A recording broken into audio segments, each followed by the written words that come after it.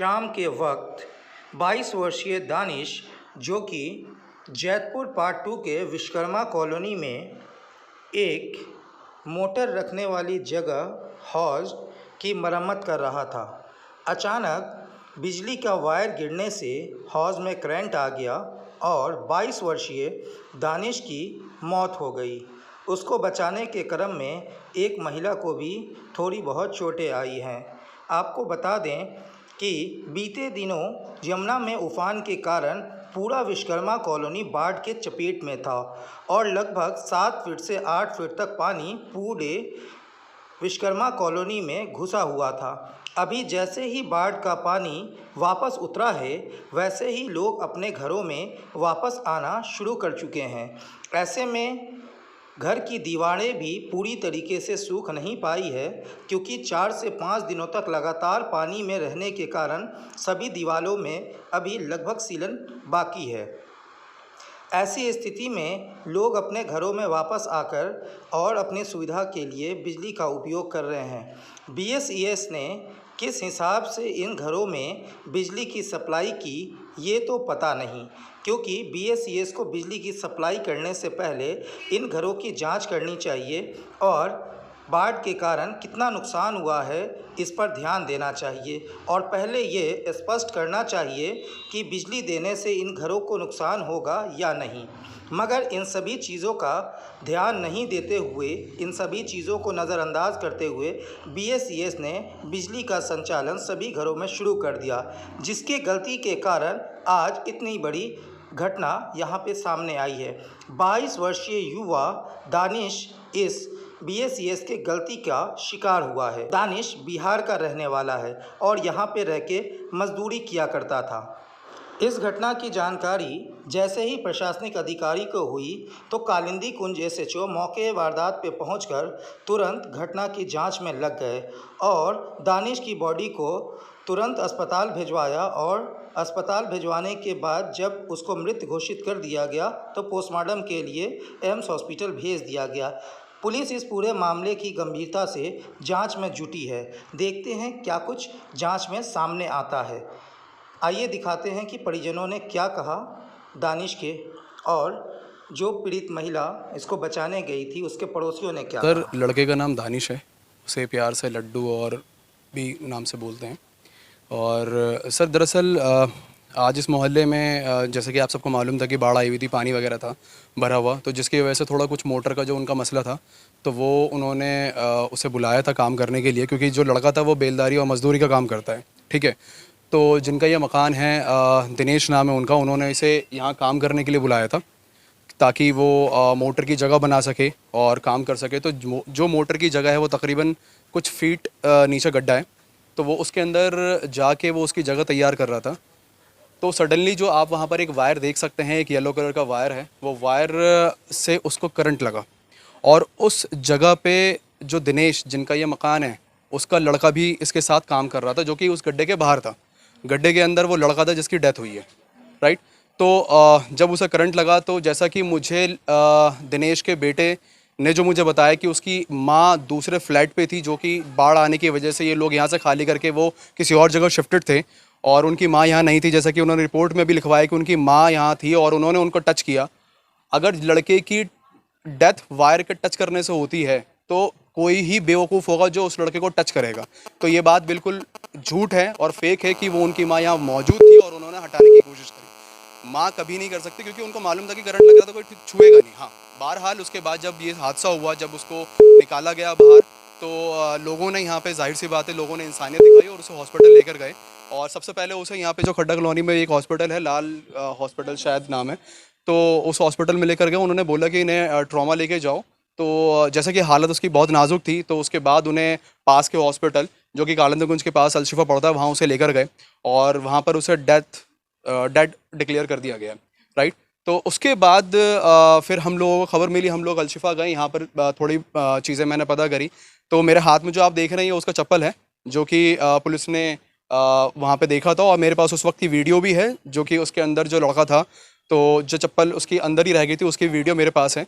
और बाकी ये लोग डिनाई कर रहे हैं कि हमारी कोई गलती नहीं है। और जाहिर सी बात है कि आपको जब मालूम है कि यहाँ बाढ़ आई हुई है और आपको ये सारे काम जो बिजली के भी जितने भी काम है आपको ये छूना नहीं चाहिए था, जो कि कुछ ही घंटे पहले यहाँ पे इलेक्ट्रिसिटी की जो लोगों ने प्रशासन ने प्रोवाइड किया। हालांकि प्रशासन की भी मैं गलती कहना चाहूँगी कि उनको भी यहाँ पर अभी बिजली प्रोवाइड नहीं करानी चाहिए थी, ठीक है, ये चीज़ ही गलत थी। और जबकि सारे मकान जो हैं वो अभी गीले हैं और यहाँ पर जितने भी लोग रह रहे हैं ये सब भी कहीं ना कहीं इनको भी समझना चाहिए कि अभी अगर बिजली ऑन है तो कहीं ना कहीं उन सब के भी लिए खतरा है।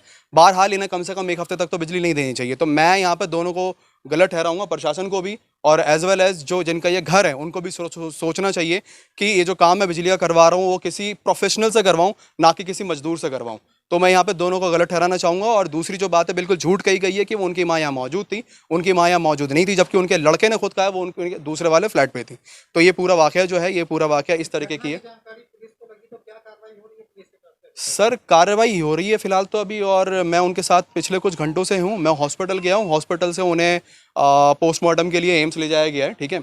और वो पोस्टमार्टम जो है 72 घंटे का टाइम दिया है, 72 घंटे के बाद बॉडी मिलेगी। और उसके बाद जो उनके पेरेंट्स हैं वो बिहार में रहते हैं, जिनका घर बिल्कुल मेरे घर के सामने ही है। और उन्होंने बोला है कि बॉडी को आप वहाँ मतलब आप किसी भी तरीके से वहाँ भिजवाइए बिहार। तो आप देखते हैं पोस्टमार्टम के बाद क्या प्रोसेस होता है। और अभी कोई पेपर्स भी हमारे हाथ में नहीं है। लड़का है वो बहुत ही गरीब फैमिली से है और वो बिल्कुल भी फाइनेंशियल स्ट्रांग नहीं है, एजुकेटेड नहीं है, कोई उसकी एक पर्टिकुलर जॉब नहीं है। माँ बाप उसके बहुत बुजुर्ग हैं, बहुत ही ज़्यादा गरीब हैं फैमिली। और वो अकेला लड़का कमाने वाला था जो कि दिल्ली में यहाँ रह के काम कर रहा था और वो अपने पेरेंट को उसकी नीड फुलफिल कर रहा था। अब सडनली अब वो एक लड़का, अच्छा खासा जवान लड़का जिसकी शादी भी नहीं हुई, 22-23-24 साल का लड़का जो जा चुका है, और उसके पेरेंट्स अब कहीं ना कहीं वो उसके ऊपर डिपेंड थे। तो जाहिर सी बात है कि उनके लिए एक बहुत बड़ी दुखद घटना है और बहुत बहुत ज़्यादा परेशानी की ये बात है। और किसी माँ बाप का इतना जवान लड़का मरना अपने आप में एक बहुत बड़ी बात है। सर सरकार से मांग, सर देखिए मांग क्या कर सकते हैं, ये सरकार को खुद सोचना चाहिए कि उनके लिए वो क्या कर सकते हैं। जाने वाला वो इस दुनिया से जा चुका है। ये सरकार को तो खुद आगे बढ़ के आना चाहिए कि उनके लिए क्या करना चाहिए। अब ये सरकार के ऊपर डिपेंड करता है। जैसे कि बाढ़ आई थी, लोगों के घर डूबे हुए थे, लेकिन अचानक कुछ दिनों बाद ही यहाँ पे लोगों को शिफ्ट कर दिया गया। बिल्कुल गलत है। इससे पहले भी एक घटना हो चुकी है यहाँ पे, उसके बावजूद लोगों को घर में जाने की परमिशन दी। क्या लगता है कि सरकार ये जो घटना हो रही है, कहना कि सरकार जिम्मेदार है? सर सरकार के साथ साथ मैं थोड़ा सा ये भी कहूँगा, देखिए जो लोग यहाँ पे जितने भी घर हैं, सबसे पहली चीज़ है बहुत कम रेट में इन लोगों को घर मिला। और ये बहुत बड़ी बात है कि दिल्ली में उनका अपना एक मकान है। अब इसके अलावा किसी के पास कोई अपना जगह नहीं है जो इस जगह को छोड़ के वो जा सकें, ठीक है। तो ये एक तरीके से कहना कि प्रशासन ने, मैं तो देखिए प्रशासन को तो जिम्मेदार मानता ही मानता हूँ, लेकिन यहाँ पे रह रहे लोगों की भी क्या गलती है, क्योंकि उनको रहने का कोई जगह ही नहीं है। वो बेचारे रोड पे रह रहे हैं, बारिश हो रही है, उनके बच्चे हैं, बीमारी है, मलेरिया है, डेंगू है, हैजा, ऐसी बीमारियां से वो जूझ रहे हैं।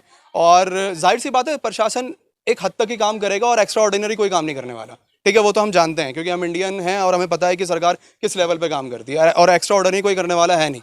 हाँ, लेकिन ये एहतियात बरतनी चाहिए। यहाँ पे बिजली तो बिल्कुल भी मुहैया नहीं करानी चाहिए। और अभी जितने भी छोटे बच्चे हैं खासकर उनका बहुत बड़ा डर है।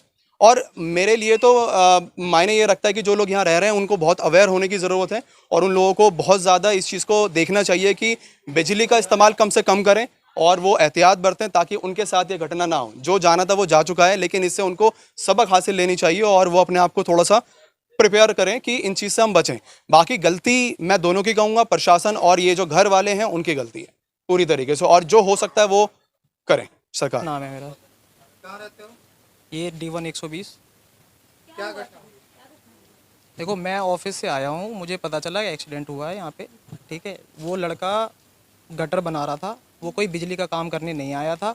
उस लड़के को हम लोग पिछले 10 साल से जानते हैं। पिछले 10 साल से वो हमारे घरों में काम करता है, रिपेयरिंग का छोटा मोटा जो भी काम होता है वो करता है, ठीक है। उस लड़के को बचाने जो घर वाला है, जो उनकी वाइफ थी दिनेश जी की, वो उनको बचाने गई, उनको भी करंट लगा है और वो जो है हॉस्पिटल लेके गए उनको। पुलिस वालों ने उनको फ़ोन किया, वो ज़बरदस्ती उनको हॉस्पिटल से डिस्चार्ज करके यहाँ पे ले आए थे। हमने ज़बरदस्ती उनको भेजा है भी कि आप वापस लेके जाओ, क्योंकि उनकी हालत बहुत सीरियस थी। एक बंदा चला गया, अब दूसरे बंदे उसके चक्कर में दूसरा बंदा भी नहीं जा सकता ना, तो उसको बचाने के चक्कर में हमने उनको भेजा है वहाँ पे। बाकी जो भी बयान, अब लाइट की दिक्कत बोली है इन्होंने कि लाइट दे दी, ये दे दिया, वो दे दिया, इन लोगों की दिक्कत है, इन लोगों के साथ में ये। अरे हम तो गरीब आदमी हैं, हम यहाँ पे रहते हैं, हम गरीब आदमी हैं, हमारे पास नहीं है और कोई साधन। कोई है बहुत बड़ा आदमी है तो आए हमारे पास। और घटना के बाद पुलिस आई, बॉडी को ले गई है। हम जब तक आए थे तब तक बॉडी नहीं थी यहाँ पे। मैंने बॉडी जो फैमिली थी वो उनको निकाल करके ले गई है, जो ये लोग कह रहे हैं, ठीक है। अलसिफा ले गए, फिर वहाँ से यहाँ पे एक डॉक्टर लाल करके है, वहाँ भी ले गए, फिर वहाँ पे उन्होंने जो है उसको मृत घोषित कर दिया। इससे ज़्यादा मुझे भी नहीं